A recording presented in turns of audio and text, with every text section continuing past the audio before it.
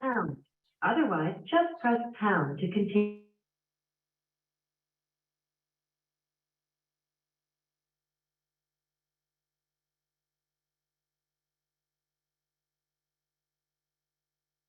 So why are you not I'm showing up?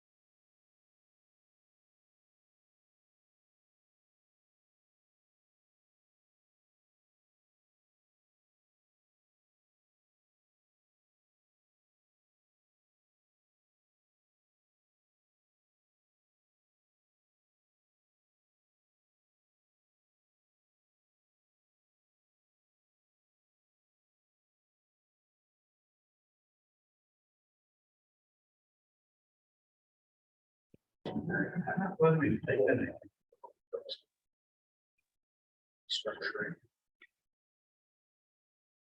Is the company role, that kind of role? Yeah.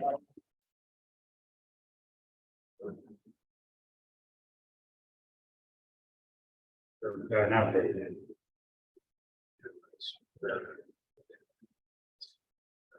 Yeah. Hey, how's it going? Good. Good buddy, we work on some projects together. I'm a hacker. He's a real. Hey, Megan. Hey. Hey, how's it going? So Joe is here trying to get the magic. Hey, how are you? Your beard, man. Thank you, thank you. You bet. Hi, Michael. What's going on? How are you? How are you, Sean? How are you? Well, it should be Carolina. And then in an otherwise uninspired year. We don't talk about the other. Yeah. Did you find enough? How is your project things? Are you finding enough projects? I sent you, sent many people, anything I sent you guys work? For future on maybe, because there's like a little bit of a turnaround time between when I start a meeting with them and like when we have. Right. What do you have?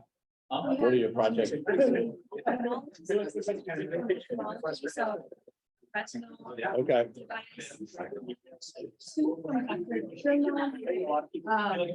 That's like still like clear. The last one talked in a drug delivery file device. That's Okay, great. yeah. So we're thinking about like encouraging the team to go through the composition, Please, that would be great. Thank you. doing it first. Oh, good. That would be great. Like which, The research commercialization. I mean, it's funny because this shit is sort of new, entrepreneurial.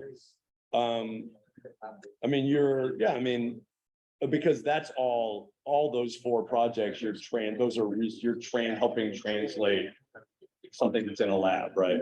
So that's why we sort of set up that research. Track. But if it's an independent, with the idea that somebody may be taking, like, it's not your idea, it's someone else's, so that would be that would be the track for that. But if you had some other independent idea, you could do that. well, we're thinking like, or like alternatively social impact. Like, All of it. Oh, it's as a. I asked. Interesting, look at you guys,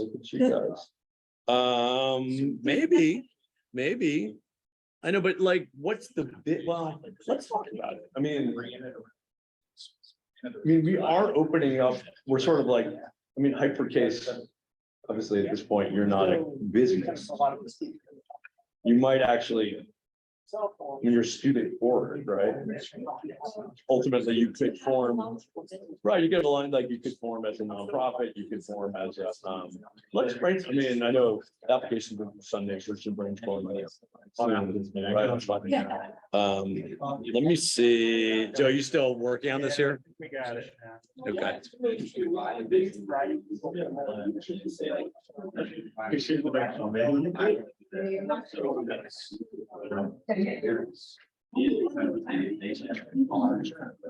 Oh my God. Hey, how's it going?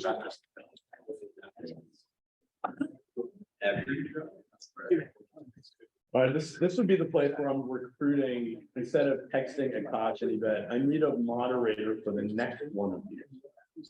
You busy people, who wants to moderate?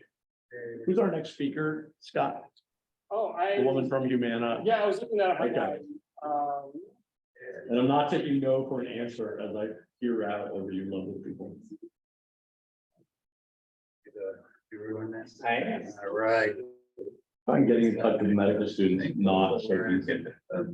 Sarah Hines. Sarah Hines from, what's her, From Humana. Sarah Hines from Humana. She's one of Please enter the meeting passcode followed by the pound Volunteer sign. could be the moderator, Where was it? Is that this one? somebody that's not done it. Okay. So do I, Yeah. yeah. What's up? What did you say? I'll pull up for. The LinkedIn, let's see.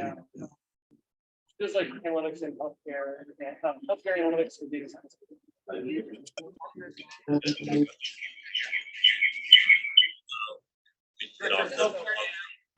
Oh, wow.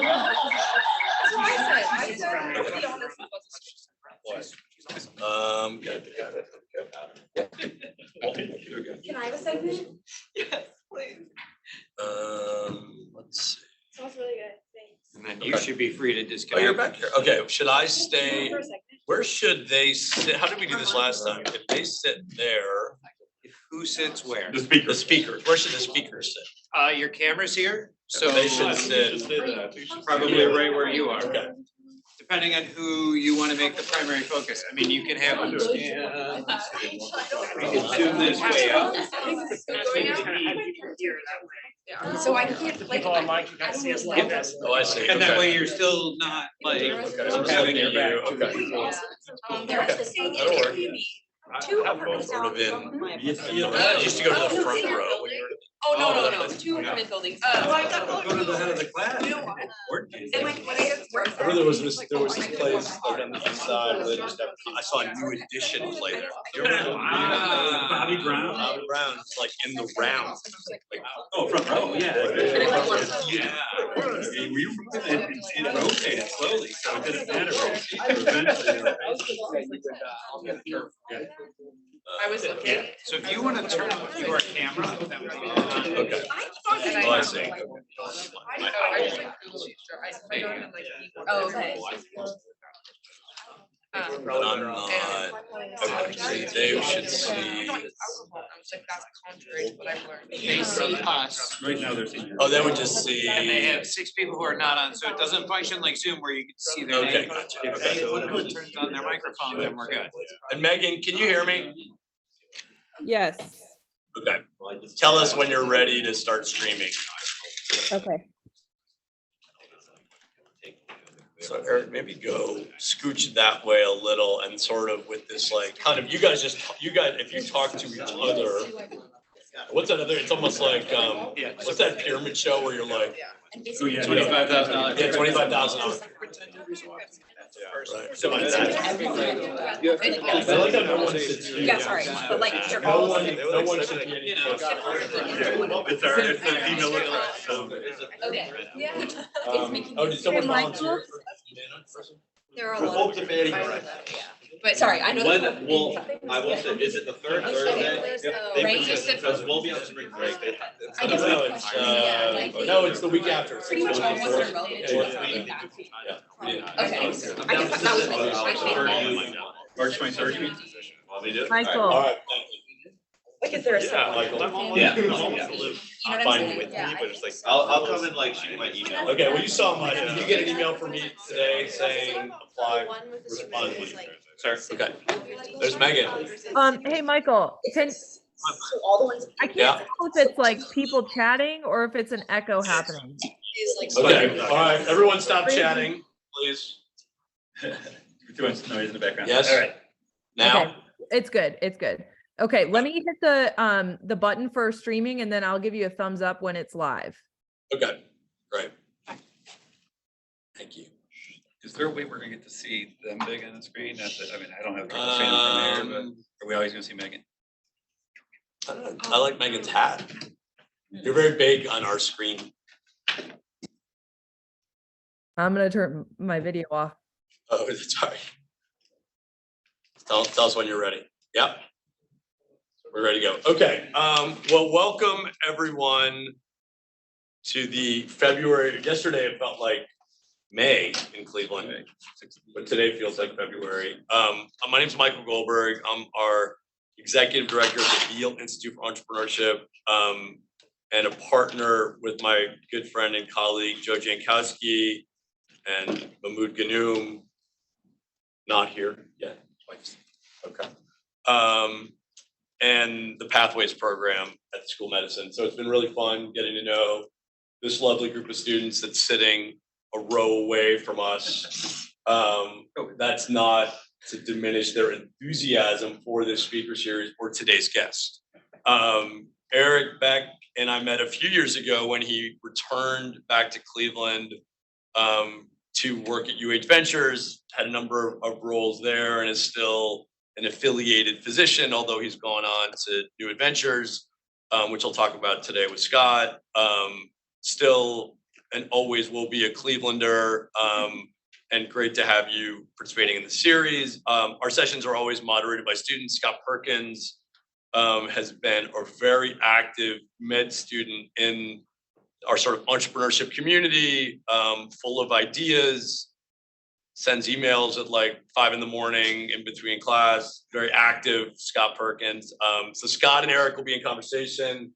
We'll turn to our great med students here. We've got a number of people on Zoom as well as on LinkedIn Live. I'll be monitoring the Zoom and LinkedIn chat. So if there's a question for Eric, I'll probably either raise my hand, or if you're on Zoom and you want to ask it directly, I can sort of ask Scott to pause and we'll call on you directly. So with that, Eric, thank you for joining, and Scott, I'll turn it over to you. All right, thanks so much. Yeah, so I'll just reiterate the thanks. Really appreciate you being here. Eric and I go back little ways to connecting through a friend, a common friend, and then realizing we both have a passion for leadership, analytics, and Lake Erie boating as well. So it's always good to talk to him and have him here because he's got a lot of great experience, I think, to share with all of us as future leaders, future entrepreneurs, wherever our paths may take us. So I guess I'd ask you to just start off first by explaining a little bit of your path, as well as any pearls of wisdom you want to highlight from the get-go here. Well, thanks for having me. It's a great facility to have a few minutes of conversation. My path is perhaps a little less traditional. I was in high school and was aspiring to be a professional ocean lifeguard. At the time, there was a television show called Veale, heavily syndicated. Pamela Anderson. Yeah, I wanted to move to California and be a full-time professional ocean lifeguard. I was a big swimmer in high school, and unfortunately, that wasn't in the cards. And so I found my way to the local volunteer fire department and ended up serving as a cadet and went on to become an EMT, a paramedic, and sort of found my way into public safety that way. And from there, had a number of folks take interest in me and kind of encourage me to go to medical school. But probably one of the most formative experiences I had, I didn't recognize it at the time as sort of my intro to entrepreneurship, was when I was at John Carroll for undergrad. There was a student who collapsed in sudden cardiac arrest on campus playing a pickup game of basketball.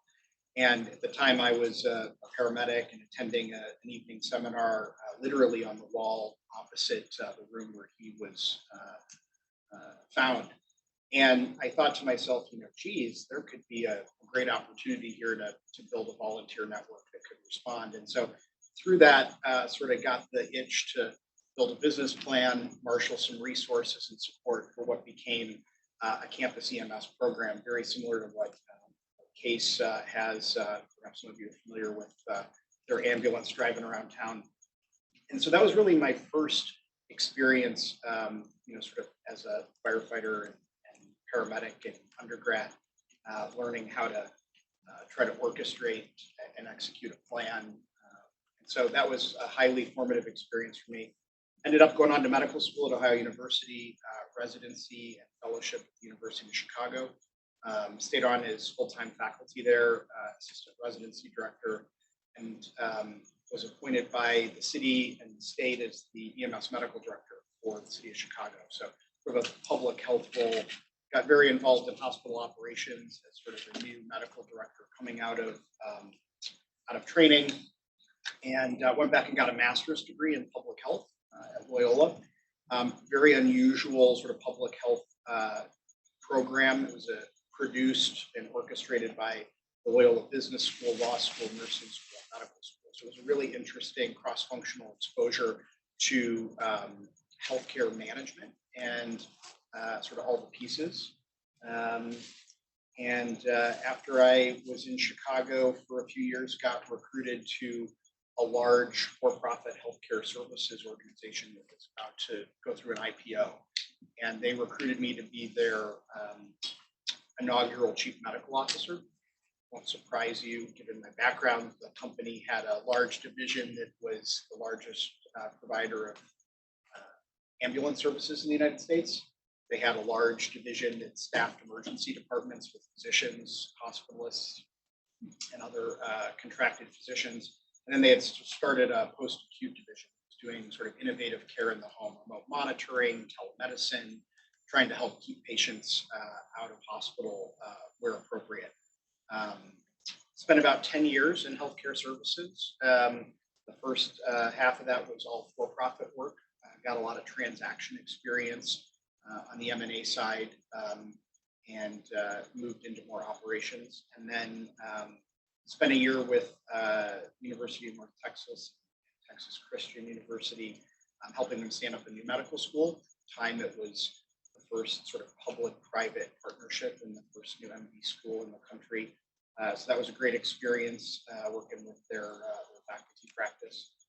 And then I had an opportunity to return to Cleveland, which is where I grew up, and UH was beginning a platform initiative called UH Ventures to sort of bring together their innovation team and some business opportunities, as well as some early innovation and tech transfer, and spent a couple of years helping to build up that team and platform, and then got tapped to serve as the COO for the system, and spent the next 4 years, most of which was a pandemic, leading the health system through a strategy refresh, pandemic response, and sort of an integration of a large number of hospital acquisitions that had happened.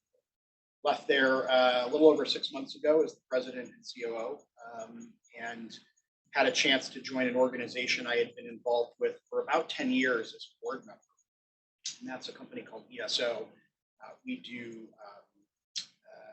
software for first responders, so paramedics, all their patient care documentation, firefighters, all their incident documentation.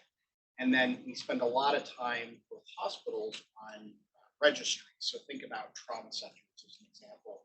They have an accreditation and a data set they maintain for that. So common to all of those is a acute care, emergency services related data set. We do a lot of analytics and research with that. And so I joined them full time when I stepped away from UH. And it's a story and a journey in and of itself, but that's kind of my my pedigree, sort of from early days in high school through kind of current role. Yeah, definitely a really wide breadth of experiences. A good example for us that the path to success and finding your place in your career is not always linear. I'd imagine also that a lot of these roles had a lot of different skills that they required. Throughout your career, how did you go about finding the skills that you needed, identifying what skills do I need, and then obtaining them? Well, like so many things in life, it's sort of opportunistic. And I think being curious and having sort of a continuous learning mindset can help you kind of unlock those opportunities. So, I'm not formally trained in business. I'm not formally trained in innovation. And early days, I was more of the EMT and paramedic. I think when you have that curiosity and that sort of desire to learn, you can find both formal and informal ways, experiential and mentored opportunities to kind of pick up those skills if you've got the kind of hustle muscle to get after it and sort of find the opportunities. But yeah, a lot of breadth. I certainly would not have thought when I began that journey that I would have business acumen, financial literacy, legal transaction skills that I've come to accrue through a lot of different real world experience. But like I said in the beginning, a lot of it is right time, right place, and kind of taking advantage of an opportunity that comes around. I wouldn't be honest if I said I didn't have some good fortune along the way and some people who took time to invest in me. Yeah, that's something I kind of hear about. I think from some disillusioned entrepreneurs sometimes they say, "Oh, it's all just luck," right? And obviously, you do need to have a lot of skills, right, to have luck. How do you kind of go about maximizing your luck and kind of preparing yourself to succeed in the best ways? Yeah, well, That's a tough question. Loaded question. There's a piece of wisdom, I think, in your question, which is preparation. And preparation is sometimes attitudinal. What kind of attitude do you bring to the day, to the task ahead, to your body of work, and being willing to be curious, and humble, and being willing to learn, and perhaps being willing to learn from unsuspecting places, and unsuspecting people is perhaps the most probably the wisdom I could offer is that between reflecting on whatever experiences you have and being open to learning from different types of experiences, perhaps not in the classroom, not from formal institutions, but real world experience and the ability to kind of roll up your sleeves, is probably one of the best opportunities to take advantage of that. But preparation, just as much about an attitude as anything else, is probably what I would lean on. Sure, great advice for all of us. Kind of similar to that, you mentioned mentorship and that playing an important part in your career. How has that played an important part in your career, and what characteristics do you look for in a good mentor? Because all of us are going to need mentors at some point. We've already found some really good mentors, but that's, I think, a good continuous process to be always looking for. Certainly. I've been so fortunate to have folks that invested in me. And at the time, sometimes you don't even realize how impactful they're gonna be in your life and your trajectory. I think there's lots of types of mentors for different chapters in life and different opportunities. There are folks who take an interest and help point you in the right direction. And then there's other people who have a much more formal relationship in which there's kind of bi-directional expectation and accountability, really honoring the time and investment, wisdom that a mentor is going to invest in you. So I think part of it is just being aligned with your mentor in terms of how you're going to come together and sort of work with each other. I've certainly had folks in which that alignment wasn't clear or wasn't clear at the outset, and I think that leaves room for expectations to not be met on either side. So I think trying to be clear-headed about what it is you want to get from that relationship. The other is to be open to mentors who come from sort of less than traditional backgrounds. I think you can find a lot of mentors who are sort of the traditional or the logical choice, but sometimes some of the most powerful mentorship can come from folks who maybe are in an adjacency, have a network that will take you outside of the core area or discipline that you're focused on. But more than anything, I think just being intentional about the relationship and how you bring yourself to that relationship and trying to create some alignment with your mentor around what it is that you want to derive from that relationship is probably the takeaway from my experience. Yeah, I think it's really good how you bring up looking for mentors in places where you wouldn't necessarily expect, right? Kind of similarly to what you said, looking for educational experiences, places where you wouldn't expect. Obviously, we're going to have a lot of skills coming out of the pathway. You know, Case is a great institution, Cleveland Clinic's a great institution. It's important to take all the lessons we have from there, but also look for them in kind of less suspected places. So what about teams, right? Obviously, if you're going to be an entrepreneur, you're going to be successful in your career, right? You can't do it alone. Mentors is important, but also building teams is something we talk about a lot in our pathway. At different stages in your career, how have you built teams and allowed the teams to kind of work for you as opposed to divergently or against the common goal? These are good questions.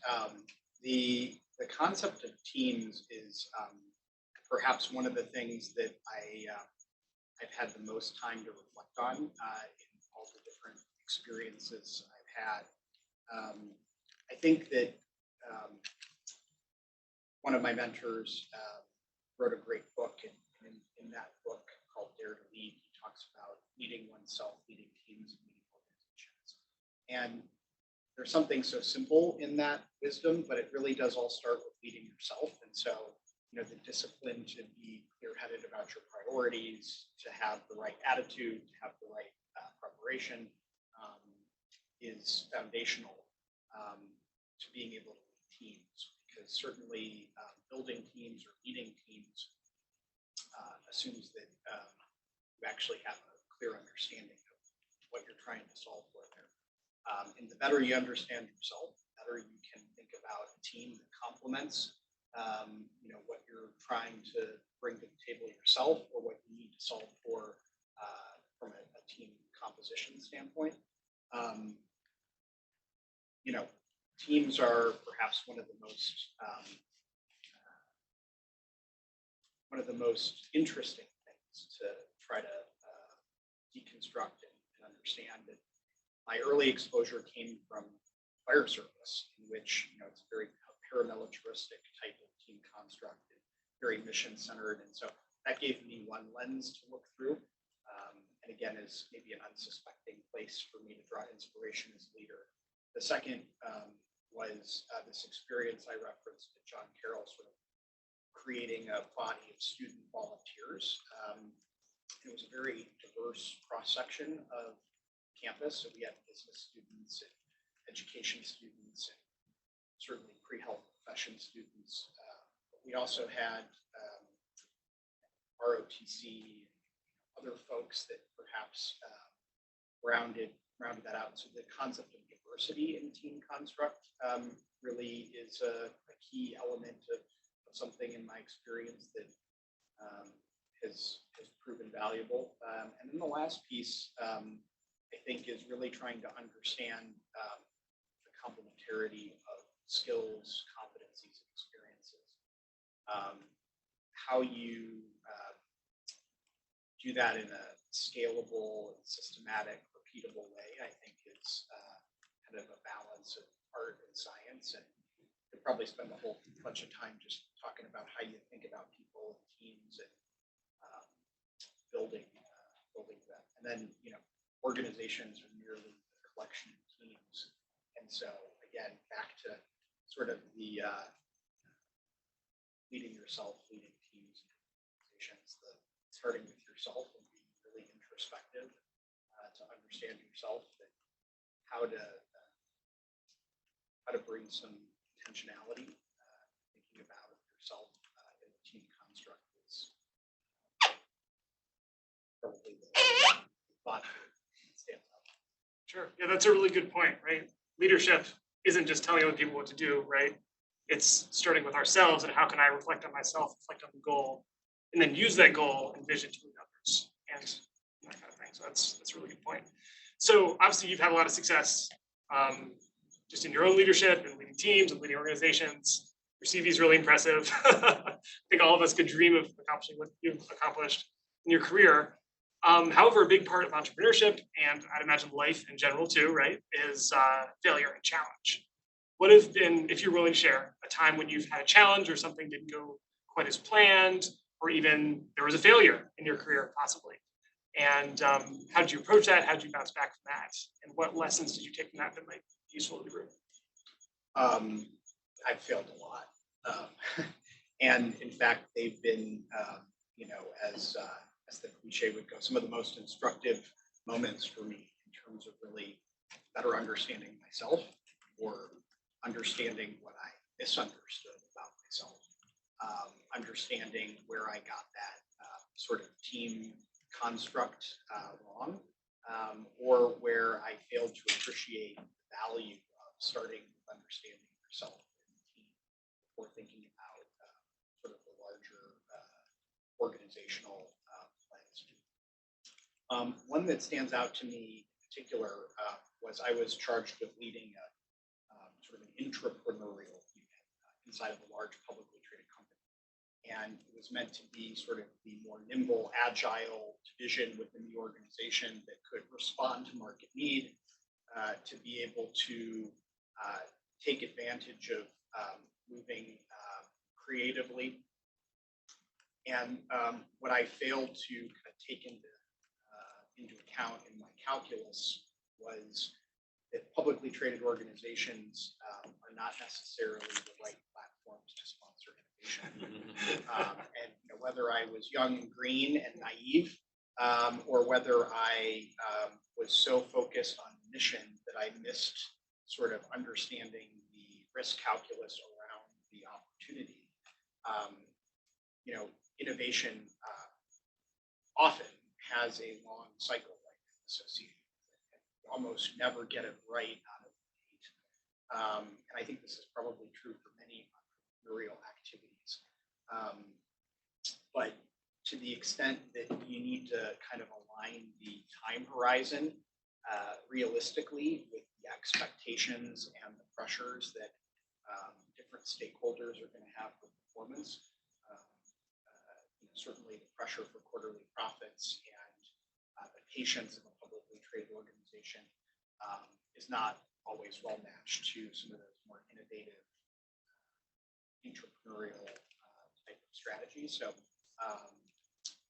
lot that I took away from that particular experience, but perhaps the part that isn't obvious is it really challenges you to self-critique, sort of do the gap analysis on where did you not understand what you didn't know or what you thought you knew shake out. And so really learning a lot about the power of really understanding what you don't know, knowing what you don't know is perhaps the takeaway from that particular experience. Yeah, that's a great point. It's not only about having the right project and the right mission, but also the right setting in which to achieve that goal. And you've had a lot of different scenarios in which you've worked throughout your career: private sector, public sector, nonprofit hospital system, for-profit or healthcare entity.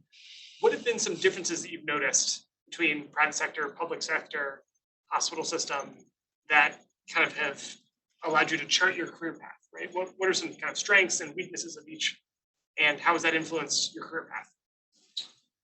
So I'd say a common through line to all those experiences for me was sort of a higher purpose. And I think in all of those organizations, there was a higher purpose that motivated me to want to apply myself to a worthy challenge inside those organizations. I think that the commonality there probably ends at that point, because I think some of the business drivers, some of the tensions inside the organization are pretty notable. I'll just draw out a couple that are standouts for me. One is all the organizations I've been privileged to be a part of have strong cultural identities, and how that cultural identity aligns with the mission of the organization, whether it be for-profit or nonprofit, and how the team and leadership opportunities intersect with that culture and mission is perhaps the greatest difference.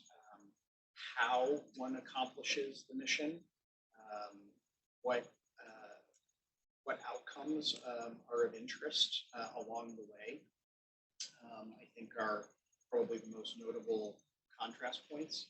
I've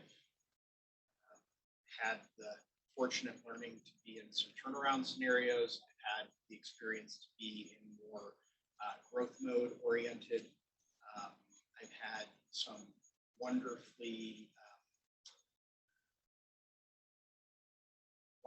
rich, kind of cultural experiences and mission-centered experiences, but I've also had some that are kind of all about the bottom line. In some ways, almost a little bit more sterile in their execution. And so, looking at that sort of portfolio allowed me to make the decision that I made to pursue my current opportunity, which is a for-profit, high-growth, private equity-backed,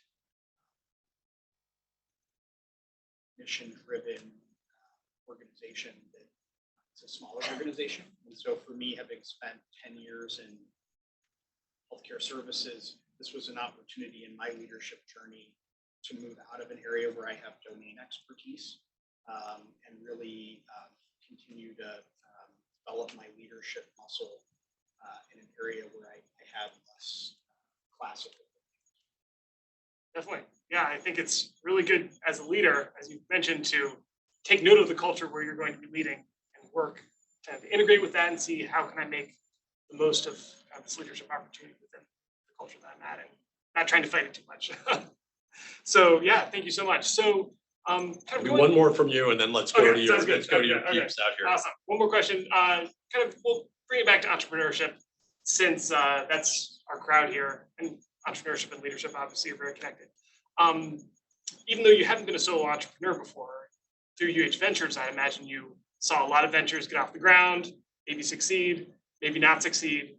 As students who will probably be leading a venture of some kind one day, whether it's our own or another venture, what have you noticed differentiate ventures that succeed from ventures that fail, right? What characteristics when you see a team leading a venture make you say, yeah, I think that's really likely to be successful, versus another venture where you're like, oh, I don't know. What do you think about that? Yeah, I've seen lots of entrepreneurs and lots of ventures succeed, and lots that haven't or are still sort of in search of their path. I would say maybe two observations there. One is there are lots of great ideas. Not all ideas are viable businesses or ventures. And being able to distinguish good ideas from viable business opportunities or investable ventures is a real important lesson that I think my experience would say is really worth thinking through as you begin your entrepreneurial journey, and different ways to think about that. There are lots of problems that are worthy of solving, but when you really analyze the opportunity, they just don't have a minimum viable community to justify or underwrite in for-profit sense anyway, sort of going the journey there. In other cases, if it's more mission-centered, it may not have for-profit underwriting, but it's really hard to justify or sustain the investment required to make even a great idea take flight. So you kind of get to a threshold in which those things don't get off the ground or don't mature further. The second is outside of the idea, really assessing and understanding talent. If you've got the right team, if you've got the right leader, if you've got the right courses to back, the ideas are almost never exactly right out of the gate. But if you've got a backable team, you're as much betting that they're going to course correct, iterate, and solve for getting things to where they need. So between the two of those, whether as an entrepreneur or as somebody who's sat on the other side of either investing or supporting some of these ideas, clarifying if there's really a business opportunity or a sustainable idea, as opposed to understanding and assessing the talent, and if they've really got what it takes to go the journey and figure it out, even if their idea may still be coming into focus. Sure. So we can all take notes. You gotta have a good team. And also you either have to understand your problem really well or be working toward understanding it really well. So thank you. And I guess with that, I'll turn the discussion over to the audience if there are any questions. Me, sorry, I got one for Eric. I've been asking this to our speakers, and Eric touched on it, but he was very nuanced. He took the role of COO at UHHS, like what, a month before the world changed? I mean, it was crazy. It was like, congrats. Oh shit, it's COVID. Some people saying we've taught for this course or for this function that innovation is need-based and that healthcare is this collective of needs. So there's so much need for innovation and so many opportunities as a practitioner, as an administrator, that they're going to have to participate in need. And one would say, okay, COVID's only made that more, right? We just see glaring needs, supply chain management, health, etc. Cynic will say innovation, as you said, is usually iterative. It takes teams, it takes the ability to be patient. To try to do that now when we're so workforce challenged, when we're raised within margins, if we're lucky as healthcare settings, it's not the right time to do it. You're just never. It's these doctors too busy taking care of patients to be able to actually focus on how to change this for the better. What did you see, or what did you see? How do you feel? Are we going to come out of this with a better appetite for innovation and a better innovation capacity as modern healthcare, or are we going to look back and say there was about a 5 or 10 year lull because we just had our course correct on necessary evils and it really shut down a lot of these small problems that we should have been working at? Wow, that is a real question. And I had the pleasure to work with Joe in a prior life, so I can appreciate the sophistication with which the question is being asked. That zombie's still staggering, but it's almost that. That's another. So I would maybe flip it around and say I think it depends on your definition of innovation. In the broadest and most inclusive sense, innovation includes everything from partnership strategies and new ways to finance activities and industry consolidation, new combinations that are emerging, to more traditional process technology and more ideation-driven solutions to the many problems in healthcare. So I would probably embrace it's not an either or, it's probably both. And what we're going to see is out of the challenges around sustaining this healthcare model as it's been historically contemplated. Some innovation is inevitable. I think what we're seeing are some of those macro pressures both accelerate the need, but also create some additional constraints around how to solve those problems. But ironically, some of the constraint-based innovation, theories, et cetera, would actually just say that, can potentiate, more opportunity for new solutions.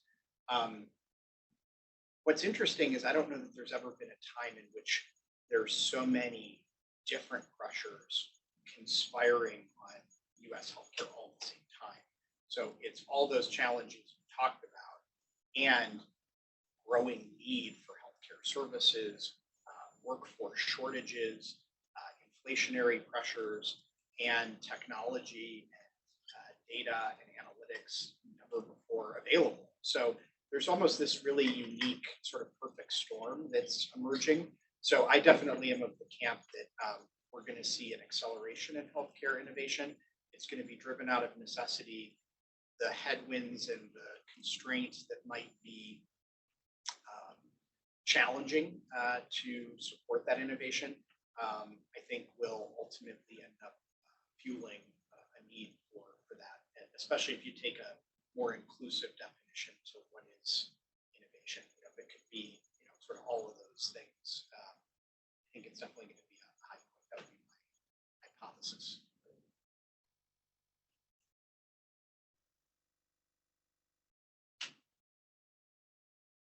Come on, curious people.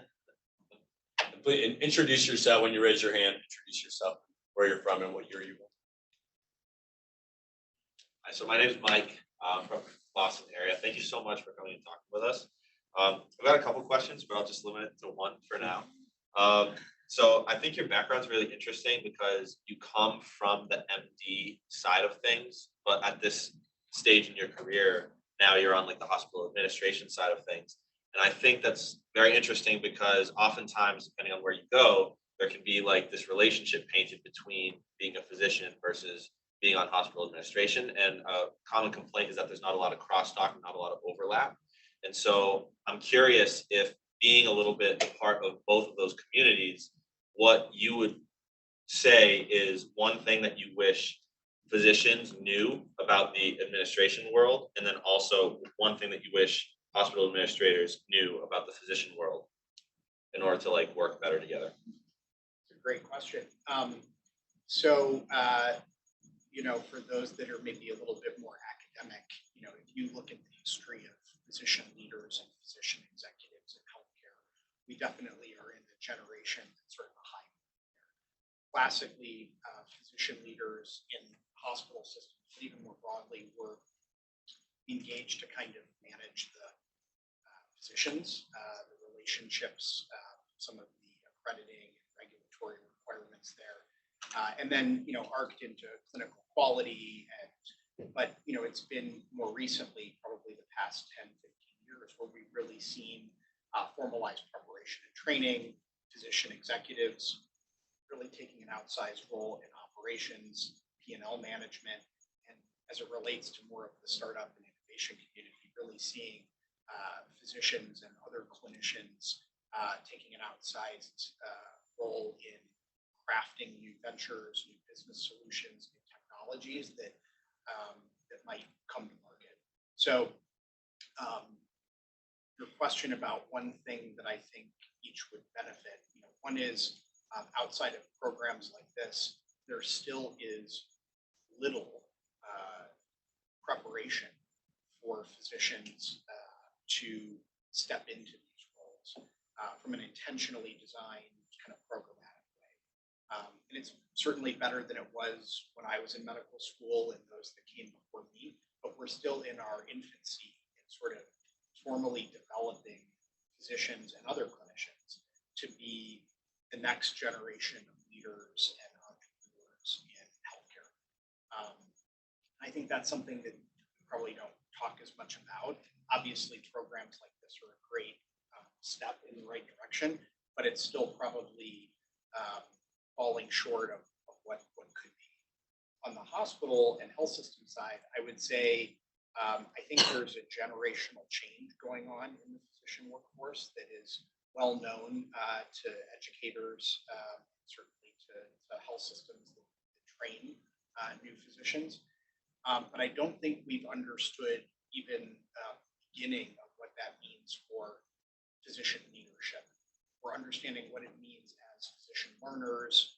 We're beginning to understand what it means as physician workers, as members of the workforce, but we haven't yet seen what that means as those physicians track into leadership roles, how that's going to change the complexion of the physician leader workforce that will no doubt, be part of the next generation. So I don't know if that makes sense, but there's always a lag to fully appreciate and understand and embrace the nuances of any given generational,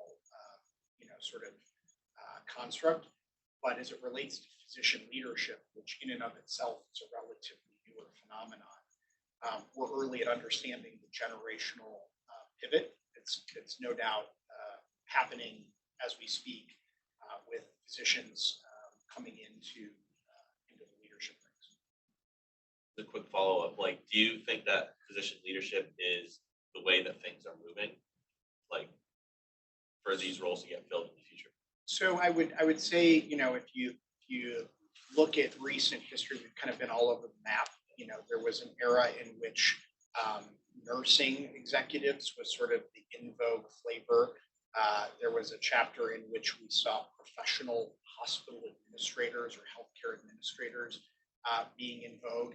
There was a chapter in which we saw physician executives kind of being the purported silver bullet. I'm not sure that any one of them is the only or the best or the singular model we're going to see going forward. I think we're actually at a time in which we're seeing what's the right way to dial in each of those and others. So we'll just say clinical leaders more broadly, because the clinical leader, whether a physician or not, has an ability to bring clinical knowledge to adjudicating business decisions concurrently. And it's not to say that professional hospital administrators or healthcare business professionals can't do that. It just requires additional training and experience to be able to bring some of that innate domain expertise to bear in the decision-making and leadership journey. Certainly, healthcare has a lot of tribal dynamics, and clinical leaders have the secret handshake and the tribal knowledge that is unique to those professions. But it's not the only answer, and I think sometimes over-indexing on any one of these models is like the solution or the path forward. But kind of coming back to my comment before, I think we're just beginning to understand what the new generation of leaders in all of those models are going to look like. And based upon what we've seen, kind of wearing my educator hat, there are stark differences in how the current generation of medical student and health profession student learn and train, integrate, and assimilate into the workforce compared to baby boomers or any of the generations that have come since. And we're just beginning to understand that, which means we're probably not intentionally preparing our leaders to take hold of that responsibility. That makes sense. Thank you. It's a great question. Paper case team. Tell him what you do, because he not only ran it at UH Innovations, he started it. Tell him what you guys are doing and see what he thinks about how he would recommend you proceed. So Hypercase is. Introduce yourself, please. Oh, I'm Sean, by the way. I'm from the Baltimore area, university medical student. But Hypercase is essentially a student-led organization built upon developing multidisciplinary teams that aim to tackle various problems in the healthcare space. For example, we have 4 teams right now who are working on devices related to ophthalmology, coagulant, or hemostasis type of device, and others. And yeah, so we're essentially based on developing teams to help medical students, engineering students, business students, law students all come together to see how everyone works synergistically to be able to come up with innovative solutions. They're offering these capabilities. We got coders, fabricators, 3D printers, med students, and they're going to the hospitals and the TTOs and saying, where can we help? It's just brand new. So if you were at a time machine 5 years ago and you had some talented labor, any types of projects and or just advice to them as to how to engage? First of all, applaud the effort. It's sorely needed, not only in this sort of innovation ecosystem here in Northeast Ohio with legendary healthcare institutions, but also nationally and globally. 2 things that obviously there's a tactical output where you bring a skill that is incredibly relevant to executing on something, whether it be a prototype, but perhaps the piece that's most interesting to me is problem solving that a group like that can bring to bear with perspectives that are oftentimes not what we find native to the healthcare environment. And each of those professions or pedigrees of education you described have different frameworks in terms of how they think about problems and how they think about solutions. And as I alluded to before about sort of diversity in team construct, there's diversity in different ways to think about problems and understand them and construct them and solution them. And so had a team like that been available to me, I would have loved to have thrown them some challenges that were perhaps worthy of fresh thinking and some sort of non-healthcare, non-traditional healthcare problem solving.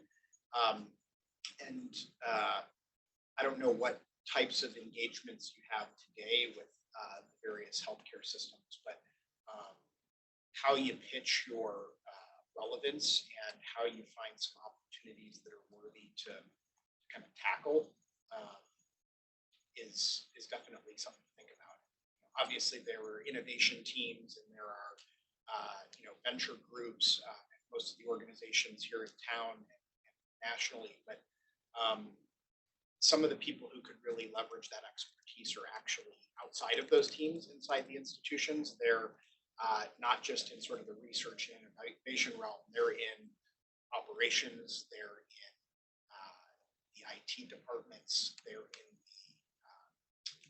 billing and revenue cycle teams, they're in supply chain.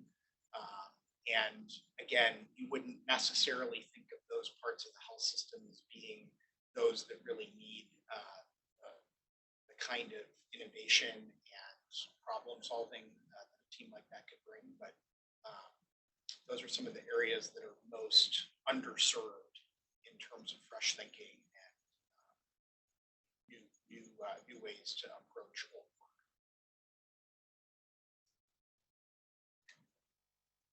So happy to chat with you offline about how you could potentially connect with those folks.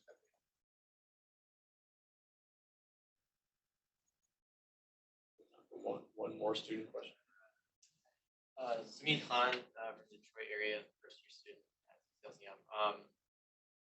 When you think about innovations, you're usually, at least on the front page, you're seeing that sort of being dominated by like highly backed, highly funded, large teams. Can you talk about some examples of some of the ways we've seen like, small teams without a lot of resources make high impact on healthcare processes?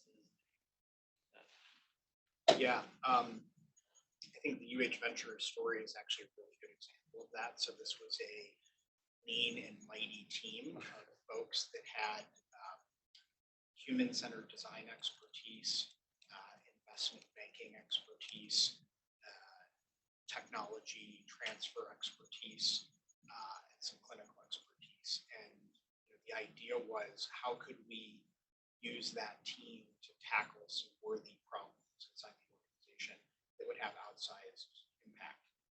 And that impact is culturally, how could we ignite an entrepreneurial spirit inside that system? How could we help to foster ideation and sort of gather those ideas and bring them into a funnel and an infrastructure to resource them and see if they can take flight? And then, most nonprofit health systems, how do we leverage some of that to generate economic return that could be reinvested into the mission of the organization?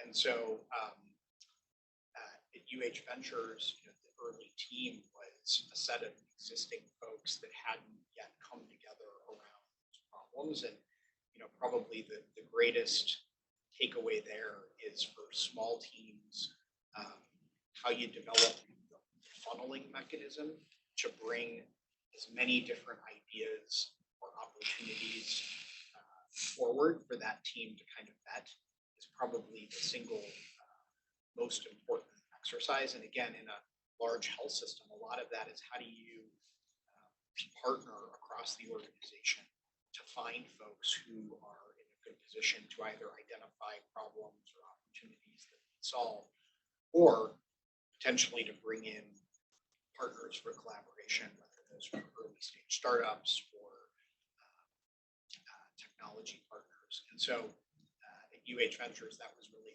early work, was how to develop that apparatus that would help to bring forth resources. Once you have them coming forward, then it's about how do you diligence them and prioritize them, figure out what's sort of worth your finite resourcing to go after. And it's a whole separate chat and exercise probably, but don't underestimate the power of what a small team can do if they build the right apparatus to kind of source either opportunities or problems to tackle. Thank you. All right, I guess with that, I would definitely thank Dr. Beck again for his time. And maybe to wrap us up, if you just had one piece of advice to send us off with, as we embark on our careers, as we look to lead, we look to innovate, we look to start things, build things, make things better. What would kind of the biggest piece of advice you'd like to leave us with? I kind of go back to my journey. If it's instructive in any way, be curious, be willing to learn in areas that you don't have familiarity or knowledge, and be open to unsuspecting places that can drive reflection or spark your curiosity. A lot of my journey has come from that. So challenge you all to be curious, be open to unsuspecting opportunities. All right, thank you. Thank you, Scott, for moderating. Eric, thank you for doing this. It's great to have you in person and engage with the group. Just to give a plug for a couple quick things. One, we've got an event tomorrow on the topic of alumni investing. So we have a new alumni venture fund that we just stood up in Case. And we'll be in conversation with Mark Ritchie from 1809 Ventures, which is related with Miami of Ohio, and Mandy Mallett with Ohio State. They have a new angel network, so that'll be at noon tomorrow for any of you interested in the world. Right? What's that? Live streaming? Live streaming, but also in person at ThinkBox.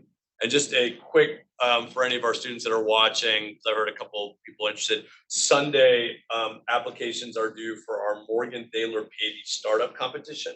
We have 4 tracks this year. We've expanded. It used to just be for foreign ventures, but this year we've got a venture track. So if you've already got an existing company, you can do that track. And then we have 3 in this sort of idea area. One is around research commercialization. So I was talking to Sean and Yvette before. If you're working in a lab on sort of somebody else's technology, you can present that as part of the research track. We also have a social impact track. So social entrepreneurship and social impact are a big topic, and there's lots of ways that define, but if you're working on something that has an impact, and then we have one just for an idea track. Again, if there's something that you're a burning problem that you've been wanting to solve, you can get up, and those applications, which you think are pretty low lift, are due on Sunday, and the competition is April 11th, and there's $45,000 prize money for that, because I know you student people like cash money. No strings attached, cash money. So with that, and thank you to everybody who joined on LinkedIn and on Zoom, and look forward to seeing you all soon.